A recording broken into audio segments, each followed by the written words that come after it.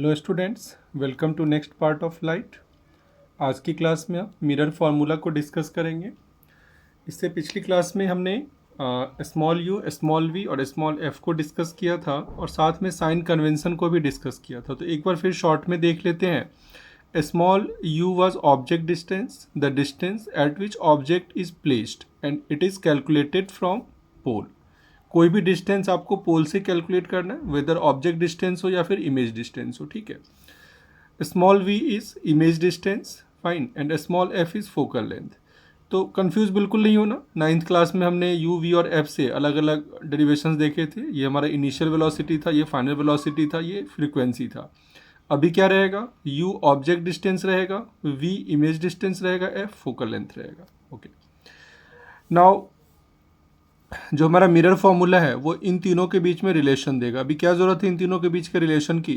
Suppose आपके पास कोई object है जो किसी डिस्टेंस पे प्लेस है और आप मिरर का फोकल लेंथ आपको पता है, तो आपको इमेज डिस्टेंस पता लगाने की ज़रूरत हो सकती है ना। आप फाइंड करना चाहें कि इमेज कहाँ पे है तो आप उसको फाइंड कर सकते हैं। तो ये फॉर्मूला गिवन है 1/v plus 1/u equal to 1/f।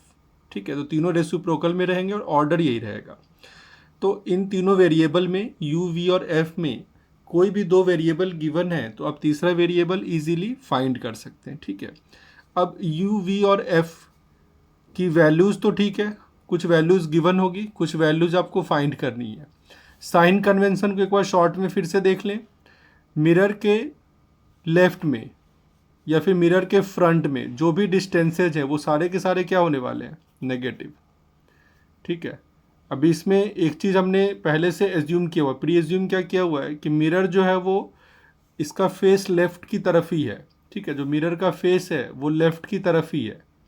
Okay, और मिरर के बैक में जितने डिस्टेंसेज हैं वो सारे डिस्टेंसेज क्या रहेंगे? पॉजिटिव रहेंगे। अगर मैं मिरर का ओरिएंटेशन चेंज कर दूं, मैं फिर से आपको इस बात को अच्छी तरह समझा रहा हूं जिससे कोई कन्फ्यूजन ना हो।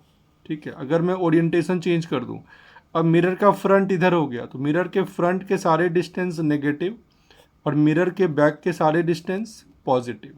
Okay, similarly any height above principal axis positive, any height below principal axis positive. अभी इसमें मिरर के सामने और पीछे कोई फर्क नहीं है। ठीक है, ये हमारा एक्सिस है, कोई भी हाइट जो अबव हो दैट इज़ पॉजिटिव और कोई भी हाइट जो नीचे हो दैट इज़ नेगेटिव। इसको समझने का एक दूसरा बहुत अच्छा तरीका है।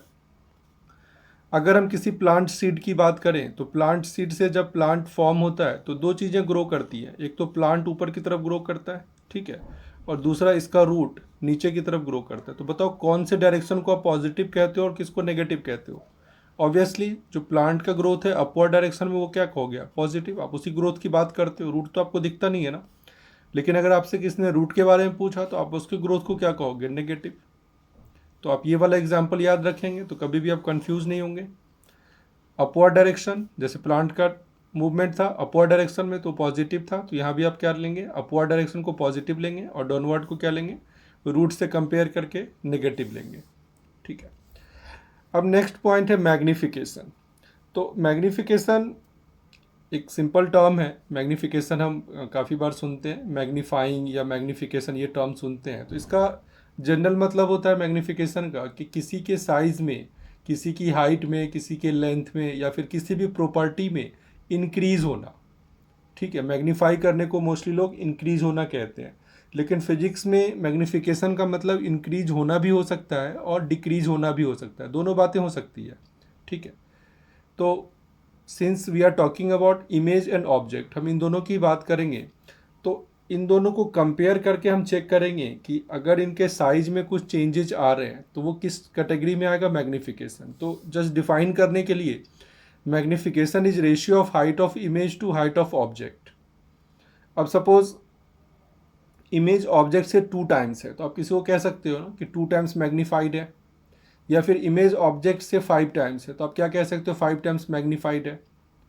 ठीक है, तो उसको फाइंड करने के लिए आप क्या करोगे? न्यूमरेटर में इमेज की हाइट ले लो और डिनोमिनेटर में ऑब्जेक्ट की हाइट ले लो। तो जो भी मैग्निफिकेशन है, 2 है तो 2 आ जाएगा, 5 है तो 5 आ जाएगा। ठीक है, तो ये बहुत सिंपल टर्म है, इसमें बहुत कुछ ज़्यादा डिफाइन करने की ज़रूरत नहीं है मैग्निफिकेशन को। ठीक है, अब मैग्नीफिकेशन की जो वैल्यू है H I upon H not, ये वैल्यू रिलेटेड है इमेज डिस्टेंस और ऑब्जेक्ट डिस्टेंस, इसके रेशियो से, ठीक है। फर्दर मैं लिखने वाला हूँ यहाँ पे मैग्नीफिकेशन को माइनस वी अपॉन यू, और यही हमारा H I by H not भी है। तो अभी यहाँ पे बच्चे कंफ्यूज होते हैं कि ये माइनस का क्या पर्पस है, माइनस वी अपॉन यू क्यों लिया। तो इमेज फॉर्मेशन तुम सब ने पढ़ लिया है, ठीक है। अब मैं आपको इमेज फॉर्मेशन से ही थोड़ा सा एग्जांपल लेके बताऊंगा कि ये माइनस का क्या पर्पस है, क्या सिग्निफिकेंस है माइनस का। तो देखो, एक मैंने कंडीशनली कॉनकेव मिरर में ऑब्जेक्ट को प्लेस किया सी और एफ के बीच में, तो पता है इमेज का फॉर्मेशन किधर होगा, बियॉन्ड सी होगा, ठीक है। तो यहाँ पे हाइट ऑफ ऑब्जेक्ट बताओ, इस पर्टिकुलर कंडीशन में हाइट ऑफ ऑब्जेक्ट क्या है, पॉजिटिव। इस पर्टिकुलर कंडीशन में हाइट ऑफ इमेज बताओ क्या है, नेगेटिव। जब आप दोनों को डिवाइड करोगे तो वैल्यू क्या आने वाली है, नेगेटिव, ठीक है। तो अभी मैं केवल इस साइन को डिस्कस कर रहा हूँ, ये v अपॉन यू है, ये ज्योमेट्री से प्रूव हो जाता है। 10th के लेवल में आपको प्रूफ करने की ज़रूरत नहीं है, इनफैक्ट अपर लेवल में भी हम इसको प्रूफ नहीं करते, ठीक है।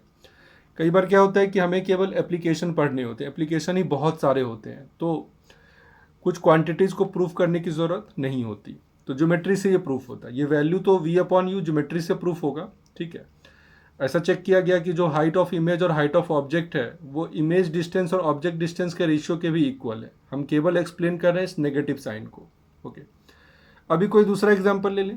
दूसरा एग्जांपल मैंने कॉन्वेक्स मिरर का ले लिया। अभी देखो यहाँ पे ऑब्जेक्ट बना, इमेज बना, ठीक है। इस पर्टिकुलर केस में height of object positive, height of image positive, दोनों पॉजिटिव ही है, ठीक है।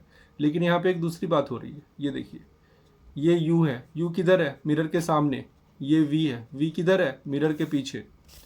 तो मिरर के पीछे वाला डिस्टेंस पॉजिटिव और ये क्या आ जाएगा, नेगेटिव। तो देखो अभी आ रहा है समझ में, जब मैं इसको डिवाइड करूँगा v अपॉन यू करूँगा तो वो फर्दर क्या आ जाएगा, नेगेटिव आ जाएगा, ठीक है। यहाँ पे क्या था, यहाँ पे तो दोनों नेगेटिव थे ना, यहाँ पे चाहे आप u ले लो ये या फिर v ले लो, तो ये दोनों ही क्या थे, नेगेटिव थे। तो नेगेटिव नेगेटिव कैंसिल हो जा रहा था, हमें एक एक्स्ट्रा नेगेटिव लगाने की ज़रूरत हो रही थी, ठीक है। यहाँ पे नेगेटिव नेगेटिव कैंसिल नहीं होगा, एक पॉजिटिव है एक नेगेटिव है। तो जब आप H I upon H not करोगे तो मैग्नीट्यूड वाइज ये v अपॉन यू आएगा, और u में एक नेगेटिव ऑलरेडी है तो माइनस हो जाएगा, ठीक है। तो मैं समझता हूँ कि ये बहुत अच्छी तरह से समझ में आ गया। अब हम मैग्नीफिकेशन के कुछ और फॉर्मूलों की बात करेंगे। मैग्नीफिकेशन हमने u और v के टर्म में लिखा है, ठीक है। किसी कंडीशन में ऐसा हो सकता है कि आपको v के बारे में पता नहीं है, v गिवन नहीं होता, मोस्टली क्या गिवन होता है, u गिवन होता है। तो आप क्या करेंगे, उसमें v को रिप्लेस कर देते हैं, ठीक है। दूसरे टर्म में मैग्नीफिकेशन का फॉर्मूला देख लेते हैं। तो एक बार हम क्या करने वाले, इस v को रिप्लेस करने वाले, और दूसरी बार इसमें u है तो u को रिप्लेस करने वाले। तो देखते हैं पहले v को कैसे रिप्लेस करेंगे। We have formula mirror formula 1/v plus 1/u equal to 1/f। तो यहाँ से 1/v की value 1/f minus 1/u, LCM ले लो, FU, न्यूमरेटर में क्या आएगा, u माइनस एफ, ठीक है। तो v को रेसिप्रोकल ले लें इधर, तो उधर भी FU ऊपर चला गया, FU upon u minus F, ठीक है। तो v की वैल्यू हमने फाइंड कर ली, FU upon u minus F. अब हम क्या करने वाले हैं, माइनस v अपॉन यू में इस v की वैल्यू को प्लेस करेंगे। तो देखो ये प्लेस किया मैंने, minus FU upon you minus F, और अपॉन में क्या आएगा, u। तो मैथ से आप देख लेना u किधर रहने वाला है, डिनोमिनेटर में ही रहेगा, अपॉन है ना तो ये डिनोमिनेटर में ही रहेगा, ठीक है। तो u और u कैंसिल हो गया। तो एक स्टेप में और लिख देता हूँ, कोई कन्फ्यूजन ना हो। माइनस एफ अपॉन क्या आ गया, u माइनस एफ। अब अगर मैं न्यूमरेटर और डिनोमिनेटर दोनों को नेगेटिव से मल्टीप्लाई कर दूँ तो क्या आ जाएगा, f upon F minus you, ठीक है। तो ऑब्जेक्टिव्स में हेल्पफुल हो सकता है दूसरा फॉर्मूला एक मैग्नीफिकेशन के लिए, ठीक है। अब मैंने ये करके आपको दिखा दिया। मैं आपसे रिक्वेस्ट करूँगा कि u को आप खुद से एक बार ट्राई करो, एक बार पॉज करो और u को रिप्लेस करके मैग्नीफिकेशन का दूसरा फॉर्मूला फाइंड करो, ठीक है। इसको भी मैं करके दिखा देता हूँ। u को रिप्लेस करना है, अगेन हम फॉर्मूला लिखेंगे 1/v 1/u 1/f। तो देखो 1/u क्या आ जाएगा, 1/f minus 1/v, f into v, LCM आ गया, v माइनस एफ, 1/u की वैल्यू क्या आ गई, v minus F upon F V. So reciprocal ले लें इसका, u equal to F V upon v minus F, so m equal to V by U. पहले हमने v को रिप्लेस किया था, now we have to replace u, तो v upon V minus F, sorry v था ये, v और v cancel, तो देखो क्या आ गया ये v माइनस एफ अपॉन, ठीक है। तो मैग्नीफिकेशन का यहाँ भी लिख सकते हैं आप, एक दूसरा फॉर्मूला आ गया v minus F upon F.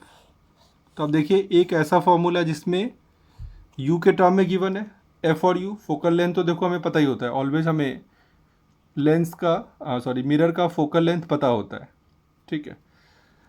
u given हो तो आप इस फॉर्मूले से मैग्नीफिकेशन निकाल लेना, v गिवन हो तो आप इस फॉर्मूले से मैग्नीफिकेशन निकाल लेना, ठीक है। तो आज की क्लास में बस इतना ही, तब तक के लिए thank you so much. Next video में फिर से मिलते हैं।